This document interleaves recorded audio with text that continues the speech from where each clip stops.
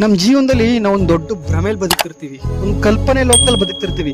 ಏನಂದ್ರೆ ನನ್ನ ಹಿಂದೆ ನನ್ಗೇನು ಆಗಕ್ ಬಿಡಲ್ಲ, ನನ್ಗೇನೇ ಆದ್ರೂ ನಂಗೆ ಸಪೋರ್ಟ್ ಇದ್ದಾರೆ, ನಮ್ಮ ಅಪ್ಪ ಅಮ್ಮ ಇದ್ದಾರೆ, ನನ್ನ ಫ್ರೆಂಡ್ಸ್ ಇದ್ದಾರೆ, ನನ್ನ ಲವರ್ ಇದ್ದಾಳೆ, ನಮ್ಮ ಸಂಬಂಧಿಕರಿದ್ದಾರೆ, ನನ್ಗೇನು ಆಗಲ್ಲ, ಏನೇ ಆದ್ರೂ ಅವ್ರಿಗೆ ಸಪೋರ್ಟ್ ಬರ್ತಾರೆ ಅನ್ನೋ ನಾವು ಒಂದು ದೊಡ್ಡ ಭ್ರಮೆಯಲ್ಲಿ, ಒಂದು ಕಲ್ಪನೆಯಲ್ಲಿ ಬದುಕ್ತಿರ್ತೀವಿ.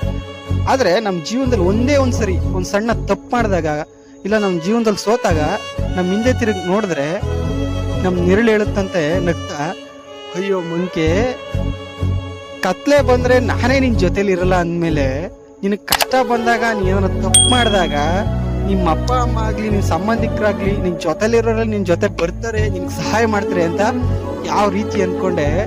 ಇದು ಕಲಿಯುಗ.